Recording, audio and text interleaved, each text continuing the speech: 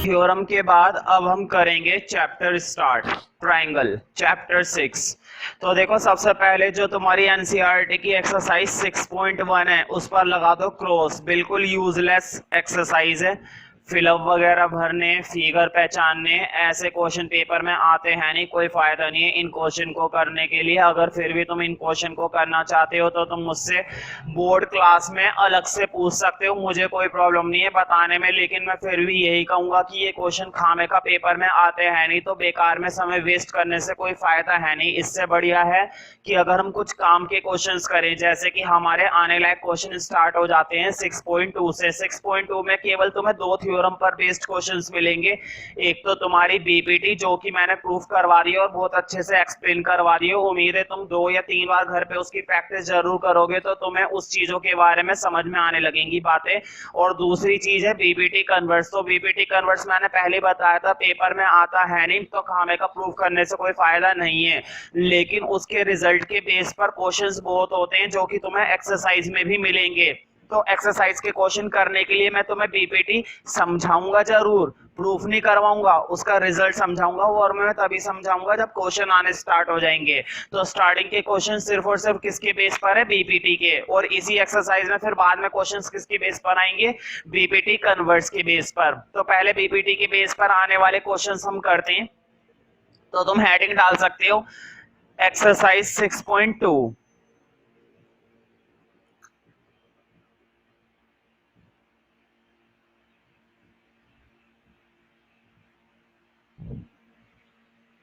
Exercise 6.2 और बहुत ही बढ़िया, बहुत ही कमाल की एक्सरसाइज है। क्योंकि मैंने भी ये बात पहले बता दी है कि जो बीपीटी है वो बहुत इंपॉर्टेंट है, बहुत ज्यादा इंपॉर्टेंट है। लेकिन तुम बीपीटी कब लगा सकते हो?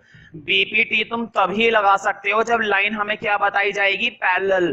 कभी भी बीपीटी नहीं लगाई जा सकती अगर लाइन पैरेलल ना बताई जाए। तो स्टार्ट करते हैं फटाफट से, ज्यादा समय वेस्ट ना करते हुए। तो देखो स्टार्ट करते काम, बहुत ही बढ़िया काम करना है आज हमें।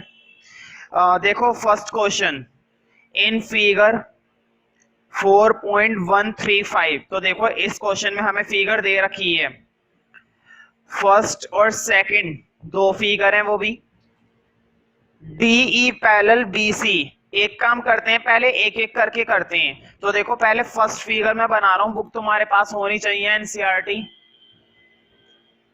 अगर बुक नहीं हुई तो ज्यादा बातें समझ में नहीं आएंगी। हालांकि मैं फिगर बोर्ड पे बना रहा हूं प्रॉपर।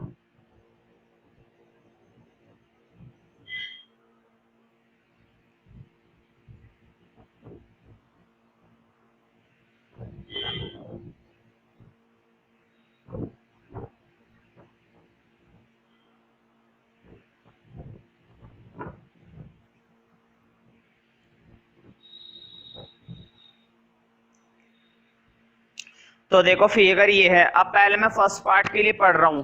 देखो in figure 4.135 first and second DE parallel BC. Board पे देखो, देखो ये लाइन दिखाई दे रही है डीई, अब दिखाई दी ना?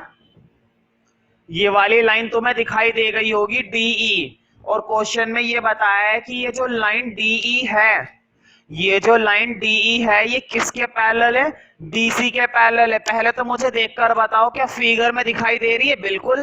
देखो क्या ये वाली लाइन इसके पैरेलल नहीं दिखाई दे रही? और मैंने बताया ज्योमेट्री में सिर्फ दिखाई देना काफी नहीं होता है जब तक हमें ये बात पता ना हो। तो देखो इस क्वेश्चन में उन्होंने हमें बताया भी है, इस क्वेश्चन में उन्होंने हमें ये बात बताई है कि जो डीई है वो बीसी के पैरेलल है। तो मैं कह सकता हूं पैरेलल है। सिर्फ देखने से काम नहीं चलता है, दिखना भी चाहिए और होना भी चाहिए।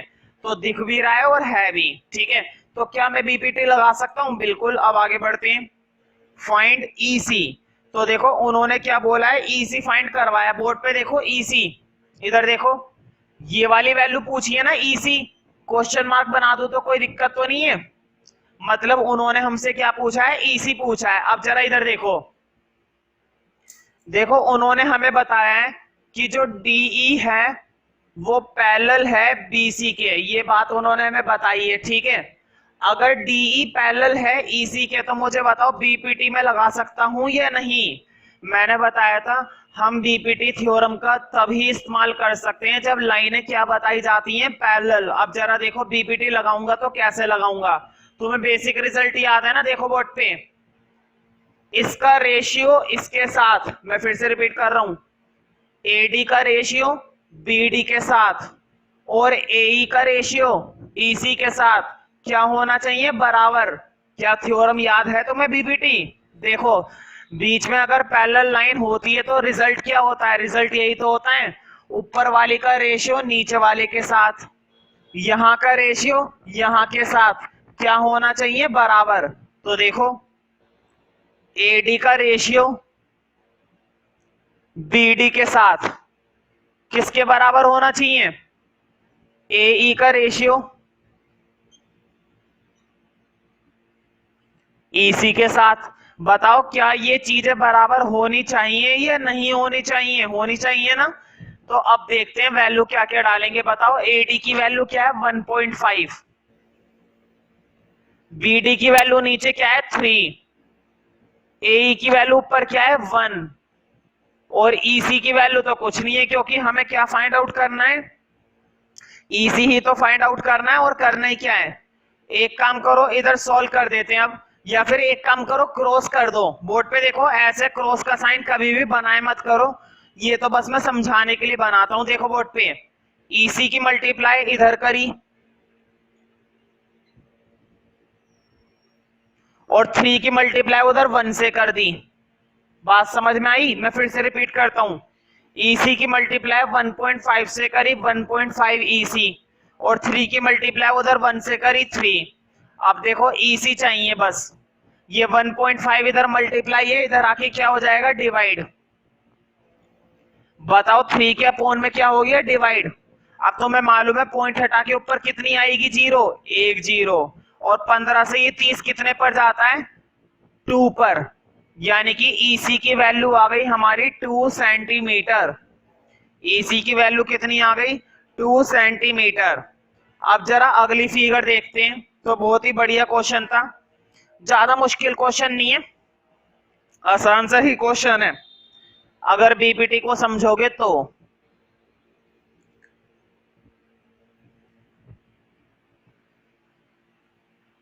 नेक्स्ट क्वेश्चन देखते हैं, अगली फिगर देखो, अगली फिगर थोड़ी सी तिरछी है तो मैं बिल्कुल उसी तरह से बनाने की कोशिश कर रहा हूं। ये देखो रफली मैंने उसकी तरह बनाई है, मैं ये नहीं कह रहा कि मैंने एग्जैक्टली उसकी तरह बना दी, लेकिन बात समझ में आनी चाहिए बस। तो देखो ट्रायंगल का नाम वही है, ए बी सी और डी ये है, ई ये है। तो मैं फिगर प्रॉपर दिखाई देनी चाहिए, अगर तुम्हें फिगर दिखाई नहीं देगी तो तुम्हें समझ में नहीं आएंगी बातें, तो फिगर का दिखाई देना बहुत जरूरी है। तो देखते हैं अब क्या दे रखी है टर्म्स। तो देखो ये दे रखी है 1.8, ये दे रखी है 5.4, ये दे रखी है 7.2। ठीक है, सीधी बात है। तो मैं फिगर में क्या दिखाई दे रहा है बताओ, क्या एडी दिया है, एडी नहीं दिया ना, क्वेश्चन में जरूर यही पूछा होगा। अब जरा क्वेश्चन देखते हैं, देखो ऊपर ही लिखा हुआ है, पहले वाले पार्ट में लिखा हुआ था फाइंड ईसी इन फर्स्ट, और फिर देखो आगे लिखा हुआ है एडी इन सेकंड, यानी कि सेकंड फिगर के अंदर हमें क्या फाइंड आउट करना है, एडी। और वैसे भी एडी ही निकालेंगे क्योंकि वो ही गायब है, तो एडी ही निकालना है, तो निकालते हैं एडी। थ्योरम तुम्हें मालूम है। बताओ क्या ये वाली लाइन फिर से हमें बता रखी है बीसी के पैरेलल, इस बात का ध्यान रखना, जो स्टेटमेंट उन्होंने लिखी थी ना डीई पैरेलल है बीसी के, वो स्टेटमेंट इन दोनों फिगर के लिए थी। देखो लिखा हुआ है first and second DE parallel BC, तो डीई पैरेलल बता रखी है बीसी के, तो पहले तो यही बात लिखनी है कि फिर से हमारी डीई पैरेलल है बीसी के। अब हम थ्योरम लगाएंगे, और थ्योरम तुम्हें फिर से वही लगानी है, देखो बोर्ड पे, देखो इसका रेशियो इसके साथ, इसका रेशियो इसके साथ, पूरी बीपीटी में यही करना है बस। देखो बोर्ड पे एडी का रेशियो बीडी के साथ,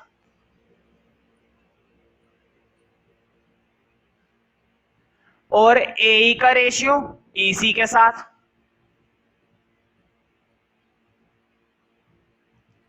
अब डालते हैं वैल्यू। मुझे बताओ क्या AD की वैल्यू है मेरे पास? नहीं, AD तो फाइंड आउट ही करना है, तो AD तो ऐसे ही रहने दो। अब BD की वैल्यू देखते हैं, क्या BD की वैल्यू है? बिल्कुल 7.2 है। AE की वैल्यू वो भी है 1.8, EC की वैल्यू वो भी है 5.4। ठीक है, अब जरा सॉल्व करते हैं।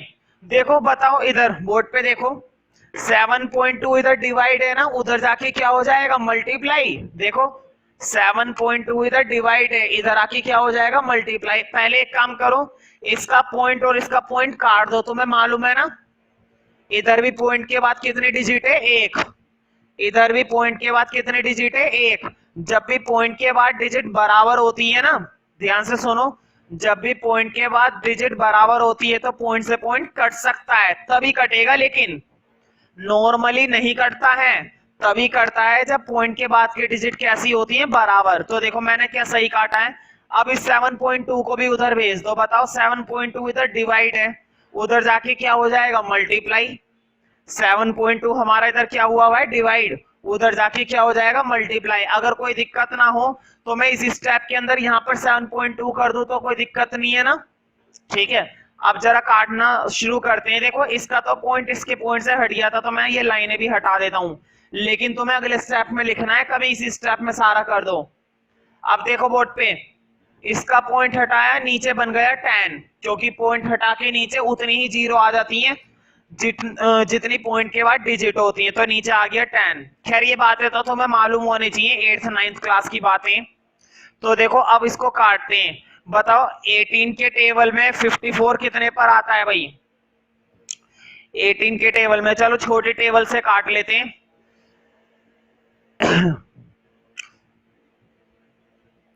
तो देखो 3 पे जा रहा है, 18 3 जा 54, और 3 से ये जा रहा है 3 2 जा 6। ठीक है, 3 2 जा 6, 3 4 जा 12, क्या रह गया? 24 अपॉन में 10, 24 अपॉन में 10, नीचे जीरो का बना दो पॉइंट, ये बन गई 2.4 सेंटीमीटर। यानी कि AD की वैल्यू कितनी आ गई? 2.4 सेंटीमीटर। देखो मैंने डिवाइड नहीं करा, सीधा पॉइंट में कन्वर्ट कर दिया। तुम डिवाइड भी दे सकते हो, तब भी 2.4 ही आएगा, इसमें कोई दिक्कत वाली बात नहीं है। तो क्वेश्चन नंबर फर्स्ट के दोनों ही पार्ट हमने कर लिए और अच्छी खासी रिवाइज हो गई होगी बीपीटी। देखो शुरू के 1-2 क्वेश्चन तो ये बीपीटी के रिवीजन के लिए हैं, हाँ, लेकिन इस टाइप के क्वेश्चन पेपर में आते हैं 1 मार्क्स में या 2 मार्क्स में, 3 मार्क्स में नहीं आते, इतने बड़े नहीं है ये, 2 नंबर तक में पूछे जाते हैं बस। सेकंड क्वेश्चन देखते हैं। सेकंड क्वेश्चन में कोई फिगर नहीं दी है, तुम्हें मालूम है ज्योमेट्री में हर क्वेश्चन में फिगर नहीं दी जाती है। कोई बात नहीं, अगर हर क्वेश्चन में नहीं दी जाएगी और अगर हमें फिर भी फिगर की जरूरत है तो हम फिगर बना लेंगे। अब जरा क्वेश्चन नंबर 2 देखते हैं। देखो E and F are points on the sides PQ and PR respectively of a triangle PQR। एक काम करते हैं, पहले ट्रायंगल बना लेते हैं, बिना ट्रायंगल के थोड़ी सी प्रॉब्लम होती है, तो कोई नहीं, इन्होंने तो दिया नहीं, हम बना लेते हैं। तो देखो बोर्ड पे मैंने एक ट्रायंगल बनाया है, ये बना दिया मैंने PQR, और उन्होंने 2 पॉइंट वो लेते हैं ना, E और F। देखो लिखा हुआ है, मैं फिर से पढ़ रहा हूं, E and F are points, E और F पॉइंट्स हैं on the sides PQ and PR। देखो बोर्ड पे E और F पॉइंट है, और किस किस साइड पर है? E है PQ पर और F है PR पर। देखो लिखा हुआ है E and F are points on the sides PQ and PR। E है PQ पर और F है PR पर respectively of a triangle PQR। तो देखो E किस पर है? PQ पर। एक काम करो यहां पर ले लो, और F किस पर था? PR पर। ये रहा PR, इसको यहां पर ले लो। मैंने ऐसा क्यों करा है? ताकि मैं क्या लाइन बना सकूं? पैरेलल। और वैसे भी क्वेश्चन ने हमें बताया है, देखो ये लिखा हुआ है, for each of the following cases state weather EF parallel QR। तो देखो अगर मैं इसको ज्वाइन कर दूं तो एक लाइन बनेगी ई एफ। एक चीज का ध्यान रखना, क्वेश्चन में पैरेलल नहीं बताया है, देखो लिखा हुआ है for each of the following cases state whether. Whether का मतलब ये है बताइए क्या पैरेलल है या नहीं है। वेदर का मतलब है होता है कि क्या है या नहीं है, तो वो हमसे चेक करवा रहा है, वो हमसे क्या करवा रहा है, चेक करवा रहा है। कोई नहीं, चेक कर लेंगे, लेकिन सुविधा के लिए मैंने तो अपनी फिगर में पैरेलल बना ली ताकि मैं थ्योरम तो लगा सकूं, क्योंकि थ्योरम से ही प्रूफ करेंगे। मुझे बताओ, बोर्ड पे देखो, मुझे बताओ बीपीटी की थ्योरम क्या होती है। बोर्ड पे देखो, बीपीटी की थ्योरम ये होती है ना कि अगर पैरेलल है तो रेशियो क्या होनी चाहिए, इक्वल। बोर्ड पे देखो, बीपीटी क्या कहती है, पैरेलल है तो रेशियो क्या होनी चाहिए, इक्वल होनी चाहिए। लेकिन बीपीटी कन्वर्स क्या कहती है, बोर्ड पे देखो, बीपीटी कन्वर्स उल्टा कहती है। बीपीटी कन्वर्स कहती है कि अगर रेशियो इक्वल आ गई, ध्यान से सुनो, अगर रेशियो इक्वल आ गई तो लाइनें क्या मानी जाएंगी, पैरेलल। तो मुझे बताओ, क्वेश्चन ने हमसे चेक करवाया है, बताओ लाइनें पैरेलल है या नहीं है। ठीक है, क्या ये लाइन इस लाइन के पैरेलल है या नहीं है, तो क्वेश्चन हमसे पूछ रहा है। तो बताओ वो बीपीटी की बात कर रहा है, बीपीटी कन्वर्स की बात कर रहा है। ध्यान से सुनो, बीपीटी तो हम तब लगाते जब लाइनें पैरेलल होती और रेशियो पूछते। ध्यान से सुनो, लाइनें पैरेलल होती और रेशियो पूछते, लेकिन वो कह रहा है बताइए लाइनें पैरेलल है या नहीं है, तो पैरेलल तो दी नहीं है, इसका मतलब बीपीटी तो भूल जाओ। लेकिन वो हमसे क्या पूछ रहा है कि पैरेलल बताइए, तो बीपीटी कन्वर्स हमें लगाना पड़ेगा।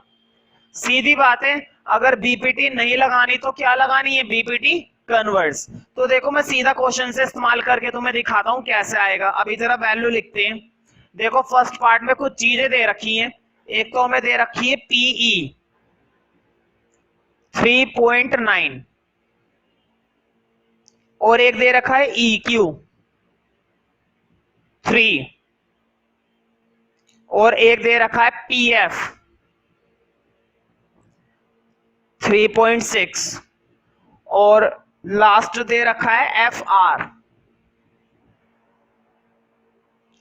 2.4। देखो ये चार चीजें दे रखी है उन्होंने हमें।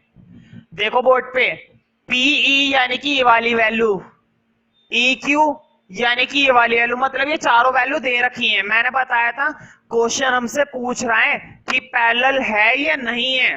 तो देखो मुझे बताओ बीपीटी कन्वर्स क्या कहती है, बीपीटी कन्वर्स, कन्वर्स की बात कर रहा हूं, वो ये कहती है कि अगर रेशियो इक्वल आ गई ना, अगर रेशियो इक्वल आ गई तो लाइनें क्या हो जाएंगी, पैरेलल हो जाएंगी। अगर रेशियो इक्वल आ गई तो चेक करते हैं कि रेशियो इक्वल आएंगी या नहीं आएंगी। तो करने से ही पता चलेगा। और मुझे बताओ कौन सी रेशियो, ये वाली, तो बोर्ड पे देखो, ये अपॉन में ये वाली और ये अपॉन में ये वाली। बताओ ये रेशियो क्या आनी चाहिए, बराबर। रेशियो तो वही लेनी है जो बीपीटी की होती है। तो रेशियो लेते हैं, देखो पहले मैं बना लेता हूं। बताओ पीई अपॉन में EQ और PF अपॉन में FR, है ना। बताओ यही तो रेशियो बनेगी। देखो बोर्ड पे, PE अपॉन में EQ और PF अपॉन में FR, यही बनेगी। अब जरा वैल्यू डालते हैं, चेक करते हैं कि इक्वल आ रही है या नहीं। देखो PE 3.9, EQ 3, PF 3.6 और FR 2.4। काट पीट मचाते हैं, इक्वल आना चाहिए। देखो चेक कर रहे हैं, इक्वल आ भी सकता है और नहीं भी आ सकता है, लेकिन अगर बढ़िया रहेगा इक्वल आ जाए, पैरेलल बन जाएगी। तो चेक करते हैं। तो देखो इधर तो ये कट गया, 3 1 जा 3, 3 3 जा 9 यानी कि 1.3 तो इधर बना। उधर देखते हैं उधर क्या बना। बोर्ड पे देखो, सबसे पहली बात तो पॉइंट से पॉइंट गया, है ना। और देखो 12 दूनी 24, 12 3 36, इधर बन गया 3/2। बताओ क्या 1.3 और 3/2 बराबर होता है, नहीं, ये बराबर नहीं होता। 1.3 अलग वैल्यू है और 3/2 अलग वैल्यू है, ये इक्वल नहीं है। इसका मतलब फर्स्ट पार्ट में हमारी ये EF QER के पैरेलल नहीं मानी जाएगी। तो लिखो therefore EF note parallel Q R, देखो ये होता है साइन पैरेलल का, और नोट पैरेलल का बनाना है ना तो इसके बीच में एक लाइन बनाई जाती है, ठीक है। ई एफ क्यू आर के पैरेलल नहीं है, और ये बात तुमने कैसे बोली, ये बात तुमने बोली है बाय बीपीटी कन्वर्स। तो लिखना मत भूलना, जिस थ्योरम की हेल्प से तुम काम करते हो ना ज्योमेट्री के क्वेश्चन में, उसका नाम लिख कर दिखाना जरूरी है। तो ये बात बोली है तुमने बाय बीपीटी कन्वर्स, ठीक है, इस बात का ध्यान रखना है। अगला पार्ट देखते हैं। तो देखो ये तो हमारा इक्वल नहीं आया, तो देखो मैं फिगर नहीं मिटा रहा क्योंकि फिगर हर बार वही चलेगी तीनों पार्ट के लिए, तो फिगर वही बनी रहने देते हैं। स्टेटमेंट हटा दिए मैंने क्योंकि वैल्यूज बदल गई हैं, अब वैल्यूज बदल गई हैं। तो देखो पीई दे रखा है इस बार 4, क्या पता इस बार रेशियो इक्वल आ जाए। तो पीई की वैल्यू है 4, क्यूई की वैल्यू है 4.5। देखो मैं सेंटीमीटर वगैरह नहीं लिखता है ना, लेकिन तुम लोग लिखना। पीएफ है 8 और आर एफ है 9, ठीक है। तो ये 4 वैल्यू दे रखी है, फिर से चेक करते हैं। तुम्हें मालूम है ना बीपीटी कन्वर्स क्या कहती है, बीपीटी कन्वर्स कहती है अगर रेशियो इक्वल आ गई, अगर ध्यान से सुनो, सिर्फ जब मैं बोले करूं तो ध्यान से सुने करो, जब रेशियो इक्वल आ गई तो तुम्हारी ये लाइन क्या मानी जाएगी, पैरेलल, क्योंकि क्वेश्चन में हमें पैरेलल बताई नहीं है। क्वेश्चन में तो हमें चेक करना है, स्टेट वेदर लिखा हुआ था, चेक करना है कि क्या पैरेलल है या नहीं है। तो फर्स्ट पार्ट में तो पैरेलल नहीं आई, हो सकता है इस वाले पार्ट में आ जाए, तो चेक करते हैं। देखो फिर से रेशियो में वही बनाऊंगा, अब तो मैं सीधा लिख देता हूं, तुम्हें याद हो गई होगी, पीई अपॉन में ई क्यू, याद हो रही है ना स्टेटमेंट, देखो बोर्ड पे, पीई अपॉन में ई क्यू, और देखो इधर पीएफ अपॉन में एफ आर, पीएफ अपॉन में एफ आर। अब जरा चेक करते हैं, बताओ पीई की वैल्यू क्या है 4, क्यूई देखो बोर्ड पे, क्यूई की वैल्यू क्या है 4.5, और पीएफ की वैल्यू क्या है 8, और एफ आर मतलब आर एफ, एक ही बात है, इसकी वैल्यू क्या है 9। सोल्व करते हैं थोड़ा सा भाई, ऐसे बात थोड़ी ना बनेगी, सोल्व करना पड़ेगा। देखो इधर क्या कुछ कट रहा है, 8 और 9 से कुछ कटता है, कुछ नहीं कट रहा, इधर सोल्व करेंगे। देखो बोर्ड पे पॉइंट हटाया, ऊपर की आ गई 0, कोई दिक्कत तो नहीं है, मैंने नीचे का पॉइंट ही हटा दिया पूरा। अब मुझे बताओ 5 से जा रहा है ना, देखो 5 अट्ठे 40, 5 9 45 भाई, 5 8 40 और 5 9 45। मुझे बताओ क्या 8 अपॉन में 9, 8 अपॉन में 9 इक्वल आया या नहीं आया, इक्वल आ गया। और अगर रेशियो इक्वल आती हैं तो लाइनें क्या होती हैं, पैरेलल, ये तो होता है बीपीटी कन्वर्स। अब जरा सुनो ध्यान से, रेशियो इक्वल आती हैं तो लाइनें क्या मानी जाती हैं, पैरेलल, और अगर लाइनें पैरेलल मानी जाती है तो रेशियो क्या आती है, इक्वल। समझ में आ गई ना दोनों स्टेटमेंट। देखो बीपीटी तो मैंने बहुत अच्छे से प्रूव भी करवा दी, लेकिन कन्वर्स में नहीं करवा रहा, और कन्वर्स का रिजल्ट भी बड़ा आसान है, याद हो गया होगा। जब भी रेशियो इक्वल आएंगी तो लाइनें कैसी मानी जाएंगी, पैरेलल। तो अब बस एक लाइन लिखनी है लास्ट में, वो लिख दो, लिखो therefore E F parallel to Q R, और साइड में लिखना जरूर कौन सी थ्योरम से, लिखो बाय बीपीटी कन्वर्स। तो देखो अब मैं लिखे नहीं करूंगा, लेकिन तुम साइड में लिख दे करना बाय बीपीटी कन्वर्स, एक दो क्वेश्चन में मैंने तुम्हें बता दिया। अब इसका तीसरा पार्ट और देखते हैं, क्या पता वहां पर भी लाइन पैरेलल आ जाए, जब इसमें आ गई तो शायद, जरूरी नहीं है, शायद आ जाए, ठीक है। तो देखो पी क्यू दे रखा है हमें, पी क्यू है 1.28 और पी आर है 2.56 और पीई दे रखा है 0.18 और पीएफ। जब भी इस तरह के क्वेश्चन करो बड़े ध्यान से वैल्यू लिखो, क्योंकि अगर एक वैल्यू भी गलत हो गई तो शायद तुम्हारी रेशियो इक्वल ना आए, तो इसलिए बड़ी सावधानी से हर एक वैल्यू को उतारो। जल्दबाजी में अगर कोई एक वैल्यू भी गलत ले लेना, सिर्फ एक वैल्यू भी, तो तुम्हारा पूरा क्वेश्चन खत्म। तो देखो अब काम करते हैं, अब रेशियो की वैल्यू डालते हैं। देखो एक चीज मैं और बता रहा हूं, अब तुम्हें एक खास बात और बता रहा हूं। चलो एक काम करो, सिंपल तरीके से ही करते हैं। बताओ रेशियो क्या बनेगी फिर से, पीई अपॉन में E Q, P F upon में एफ आर, ये दे रखा है, ठीक। मतलब ये रेशियो हमने बना ली। अब वैल्यू डालते हैं बोर्ड पे, देखो अब जरा पीई की वैल्यू देखो इधर, ये रही पीई की वैल्यू। पीई की वैल्यू क्या है 0.18, और पीएफ की वैल्यू क्या है, नीचे देखते हैं ई क्यू, क्या ई क्यू की वैल्यू दी है, देखो बोर्ड पे P Q, P R, P F, P, E Q की वैल्यू नहीं दी ना, उन्होंने हमें ई क्यू की वैल्यू नहीं दी है, ठीक है। तो बना लेंगे, बोर्ड पे देखो, इधर देखो, इस वाली साइड की वैल्यू नहीं दे रखी, देखो इधर ई क्यू की वैल्यू नहीं दी, पीई की तो दी है, देखो पीई की कितनी दी है 0.8। ध्यान से देखना बोर्ड पे, उतारना कुछ नहीं है, बस समझना है।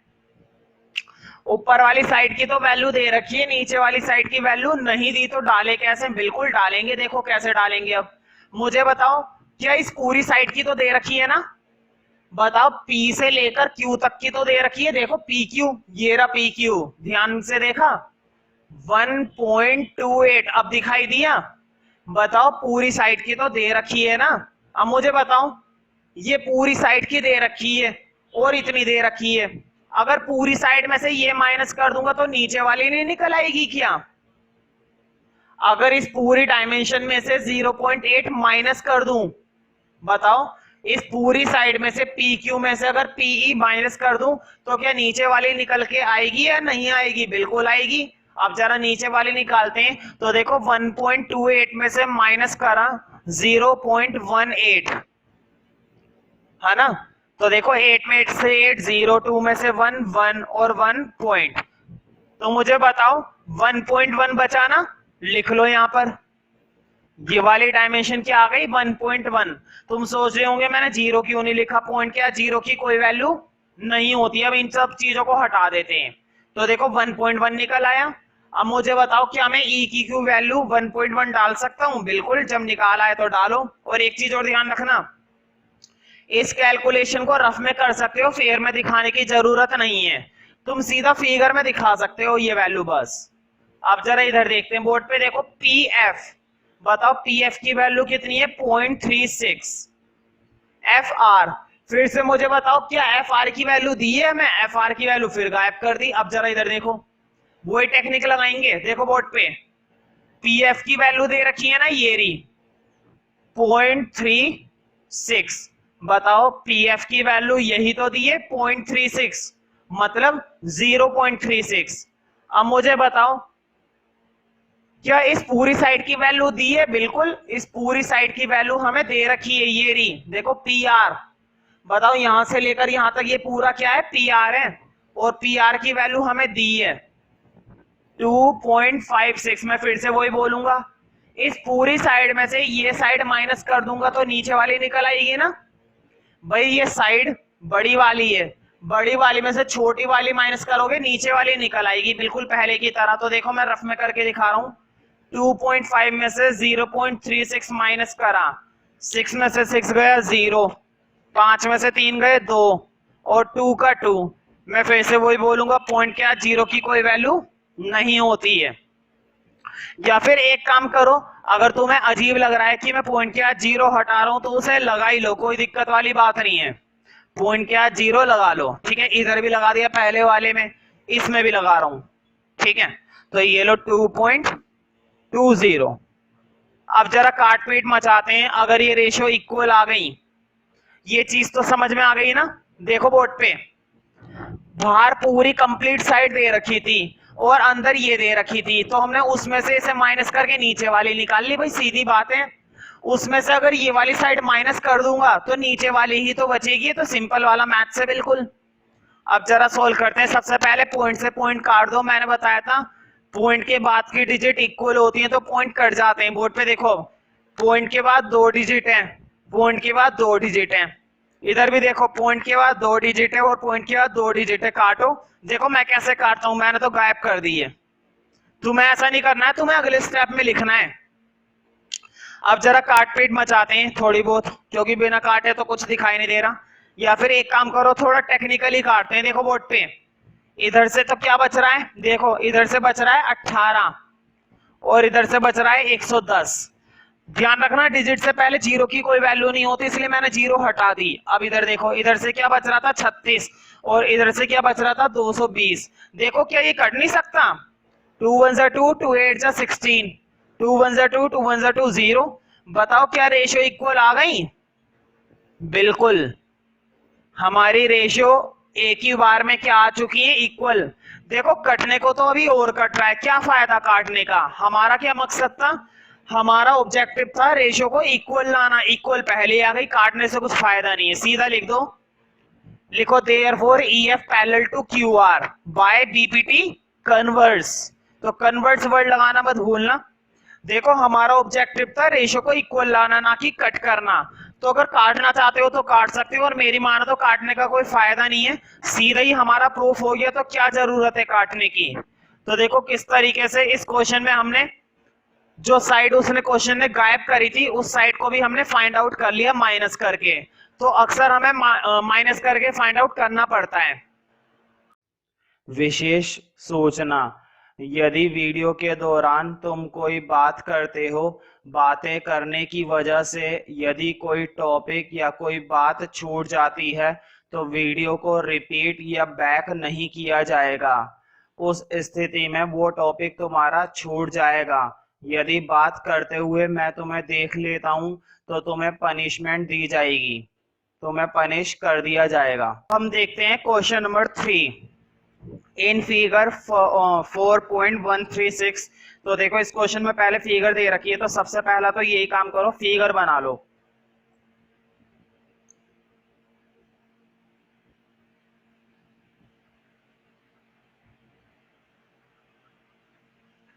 तो देखो मैंने फिगर पूरी तरह से सही नहीं बना पाया, लेकिन फिर भी काफी हद तक ठीक ठाक बनी है फिगर।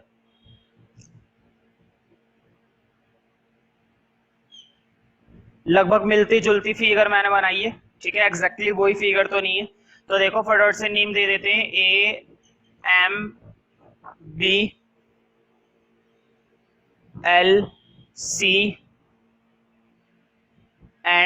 AMBLCND टिक कर लेना। क्वेश्चन नंबर 3 और क्वेश्चन नंबर 4 दोनों ही अब तक कई बार 3 नंबर में आ चुके हैं। एनसीईआरटी के जितने भी मैं क्वेश्चन कराऊंगा लगभग 80% सभी क्वेश्चंस पूछे जा चुके हैं कई बार। अब जरा क्वेश्चन पढ़ते हैं, फिगर तो हमने बना ली, अब क्वेश्चन पढ़ते हैं। In figure 4.136 if LM parallel CB, board पे देखो इन्होंने क्या बोला है, LM पैरेलल है CB के। अब जरा फिगर में देखते हैं, देखो बोर्ड पे ये है ना LM, और किसके पैरेलल बताइए, BC के। LM पैरेलल है BC के, लिख लेते हैं इस बात को, क्योंकि ये बात हमें गिवन है तो मैं गिवन में लिखूंगा। लिखो LM पैरेलल है BC के। हमेशा ज्योमेट्री क्वेश्चन करने का एक तरीका होता है, पहले लिखो गिवन, फिर लिखो टू प्रूफ या टू फाइंड, जो हमें सॉल्व करना है, और फिर शुरू करेंगे प्रूफ करना। ये होता है तरीका। अब देखो and LN parallel CD, board पे देखो LN पैरेलल है CD के, मतलब ये वाली लाइन भी इस लाइन के क्या बताइए, पैरेलल। तो लिख देते हैं LN पैरेलल है CD के, ठीक है। अब जरा आगे देखते हैं, प्रूफ दैट, प्रूफ हमें ये करना है, तो ये वाली बात लिखो टू प्रूफ में, ये बात हमें लिखनी पड़ेगी टू प्रूफ में। तो टू प्रूफ में लिखो AM पैरेलल AM अपॉन में AB equal to AN upon में AD। तो ये चीज हमें क्या करनी है, प्रूफ करनी है, और बहुत ही ज्यादा आसानी से हम इसको प्रूफ कर देंगे। इसे प्रूफ करना बिल्कुल भी मुश्किल काम नहीं, बहुत आसान क्वेश्चन है अगर ध्यान से समझोगे। अब जरा हम अपना काम शुरू करते हैं। तुम्हें मालूम है बीपीटी में तभी लगा पाता हूं जब लाइनें क्या बताई जाती हैं, पैरेलल, और इस क्वेश्चन में लाइन पैरेलल बता रखी है। बहुत ही बढ़िया काम है। देखो बोर्ड पे एल एम पैरेलल बता रखा है बीसी के। देखो इधर एल एम पैरेलल है बीसी के। किस ट्रायंगल की बात हो रही है? ऊपर वाले ट्रायंगल की है ना।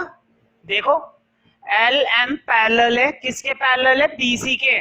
नीचे वाले ट्रायंगल की बात हो रही है या ऊपर वाले ट्रायंगल की बात हो रही है? भाई आंखों से देखो, दिमाग मत लगाओ बिल्कुल भी। एल एम पैरेलल है बीसी के, बात हो रही है ऊपर वाले ट्रायंगल की, यानी कि मुझे काम करना है ऊपर वाले ट्रायंगल में। तो लिखो लिखो इन ट्रायंगल। कौन सा वाला ट्रायंगल है ऊपर वाला? देखो बोर्ड पे, क्या ऊपर वाला ट्रायंगल ये नहीं है एबीसी? बिल्कुल, लिख दो फिर इन ट्रायंगल एबीसी। अब मुझे बताओ एबीसी के अंदर है क्या? एबीसी के अंदर ये वाली लाइंस के पैरेलल है। लिखो एल एम पैरेलल है बीसी के, और साइड में लिखना ये बात कहां से आई है? गिवन से, क्योंकि ये बात क्वेश्चन में हमें गिवन थी। बात समझ में आई? देखो एल एम पैरेलल थी बीसी के, बात बन गई। अब मुझे बताओ अगर लाइन पैरेलल है तो क्या मैं बीपीटी लगा सकता हूं? बिल्कुल, देखो बीपीटी लगा सकते हैं। अब बीपीटी लगानी है, और लगानी कैसी है देखो, तुम्हें मालूम है ना रेशियो क्या रख देते हैं। अब बोर्ड पे देखो, बहुत आसान है, अभी समझ में आएगा। बताओ एम का रेशियो एमबी के साथ। भाई बीबीटी लगा रहा हूं, अब तक तो तुम्हें आ जानी चाहिए याद। देखो एल एम पैरेलल बता रखी थी बीसी के, और बीबीटी कैसे लगाते हैं?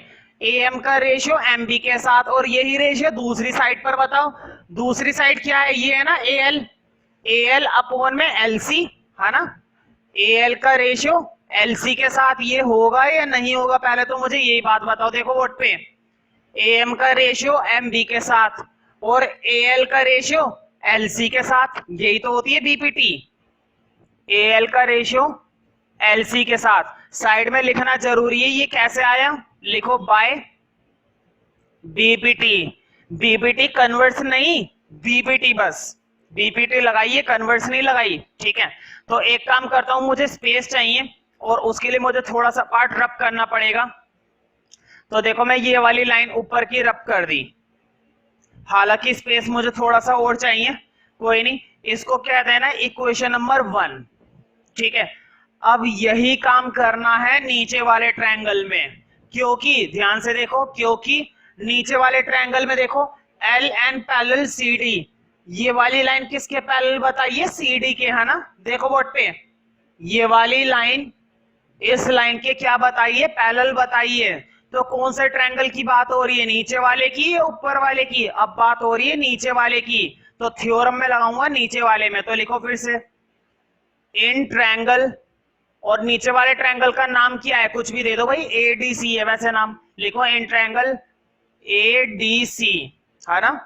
बताओ नीचे वाले ट्रायंगल की ही तो बात हो रही है, तो मैंने लिख दिया इन ट्रायंगल एडीसी। और देखो एडीसी में है क्या?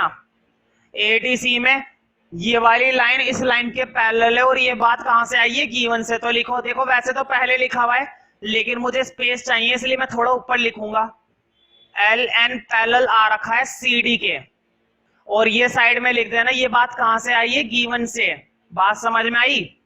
नीचे वाले ट्रायंगल में ये वाली लाइन पैरेलल पहले बतानी पड़ेगी, तब तुम बीपीटी लगा सकते हो। ये नहीं कि डायरेक्ट बीपीटी लगा दी। अब लगाएंगे बीपीटी, और बीपीटी क्या कहती है? बोर्ड पे देखो बीपीटी कहती है ए एन का रेशियो ए डी के साथ और ए एल का रेशियो एल सी के साथ, यही तो बात कहती है। देखो ए एन का रेशियो एन डी के साथ और ए एल का रेशियो एल सी के साथ बना दो। तो पहले मैं ये टू प्रूफ वाला पार्ट हटा देता हूं। देखो ए एन का रेशियो एन डी के साथ और ए एल का रेशियो एल सी के साथ, और साइड में जरूर लिखना बाय बीपीटी, और इसको क्या देना? Equation number 2। अब दोनों को कंपेयर करना है, और ज्योमेट्री में ये काम बहुत करवाते हैं कंपेयर करने वाला। ये बात तो तुम्हें याद हो गई होगी, थ्योरम के अंदर भी हमने दो इक्वेशन को कंपेयर करा था, है ना। यहां पर भी वही कर रहा है। और करते क्यों है कंपेयर? हम इसीलिए करते हैं क्योंकि एक साइड इक्वल बन चुकी होती है। अब देखो यहां पर भी वही काम हुआ है। बताओ इक्वेशन नंबर 1 में ये और इक्वेशन नंबर 2 में ये, क्या ये दोनों साइडें सेम नहीं है? ये बात तुम्हें याद होनी चाहिए। जब दो इक्वेशन को हम कंपेयर करते हैं और अगर एक साइड इक्वल है, अगर ये वाली साइड पहले से क्या है, इक्वल है, कोई सी भी साइड है, ये वाली साइड और ये वाली साइड क्या है, इक्वल है, तो इन दोनों साइडों को भी मैं क्या बोलूंगा, इक्वल। तो एक लाइन लिखनी है, लिखो कंपेयर फर्स्ट एंड सेकंड।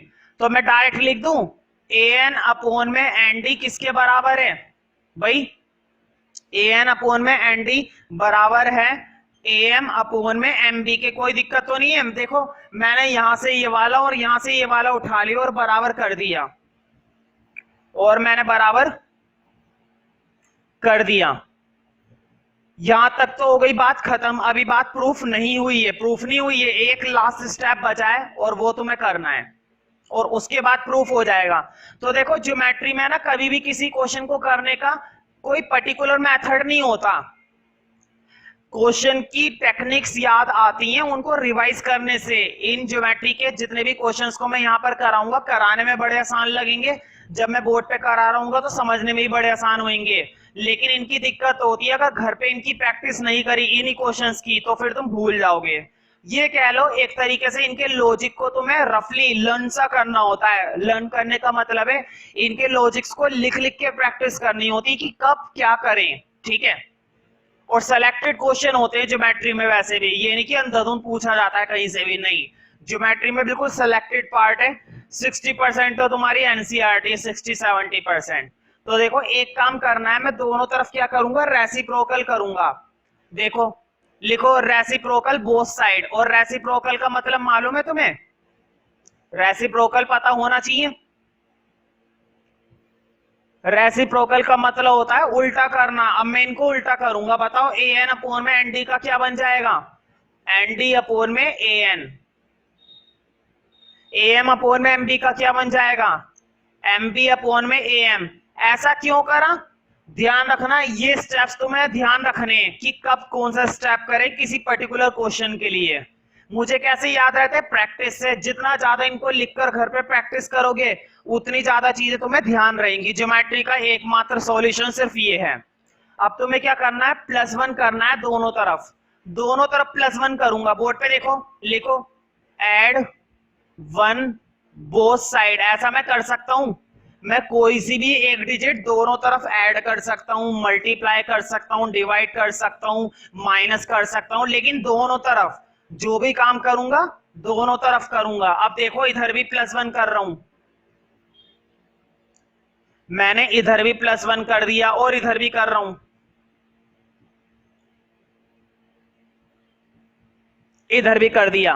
अब एलसीएम लेंगे, देखो बोर्ड पे।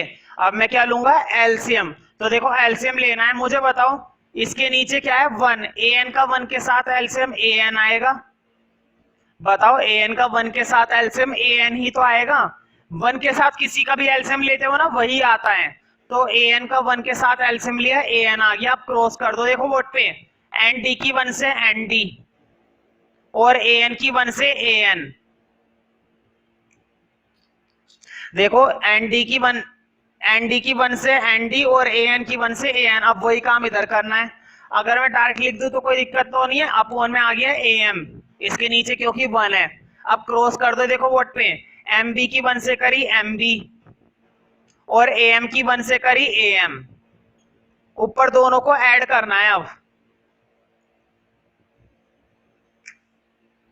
और ऐड करते प्रूफ हो गया है समझो। देखो बोर्ड पे nd प्लस an, बोर्ड पे देखो nd प्लस an। बताओ दोनों मिलाकर क्या बनेगी, देखो बोर्ड पे nd को an के साथ जोड़ा, पूरी साइड बन गई है ना, ad बन गई। लिख दो ad अपॉन में an।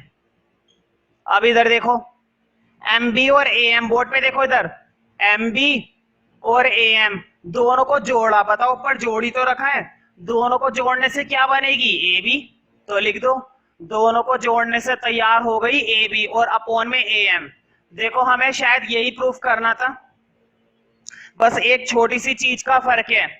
ध्यान से देखो जो चीज प्रूफ करनी थी, क्योंकि मैंने तो बोर्ड पे से रब कर दी, इसलिए मैं क्वेश्चन में से देखता हूं। देखो क्वेश्चन में हमें प्रूफ करना है ए एम अपॉन में ए बी, और मेरा आया है ए बी अपॉन में ए एम। क्वेश्चन में हमें प्रूफ करना है ए एन अपॉन में ए डी, और हमारा आया है ए डी अपॉन में ए एन। मतलब जो चीज ऊपर आनी चाहिए वो चीज नीचे आई है, और जो चीज नीचे आनी चाहिए वो चीज ऊपर आई है। तो एक काम करो, रेसिप्रोकल कर दो, बिना लिखे डायरेक्ट कर दो, कोई दिक्कत नहीं है। बिना लिखे डायरेक्ट रेसिप्रोकल कर दो। देखो जितनी भी चीजें मैं साइडों में लिखता हूं ना, वो तो तुम्हें लिखनी है, लेकिन ऐसे छोटे मोटे लॉजिक डायरेक्ट कर दिया करो। देखो प्रूफ हो चुका है। अब लिखो एचपी। एचपी का मतलब है हैंड्स प्रूव्ड। तो ये क्वेश्चन काफी इंपॉर्टेंट था।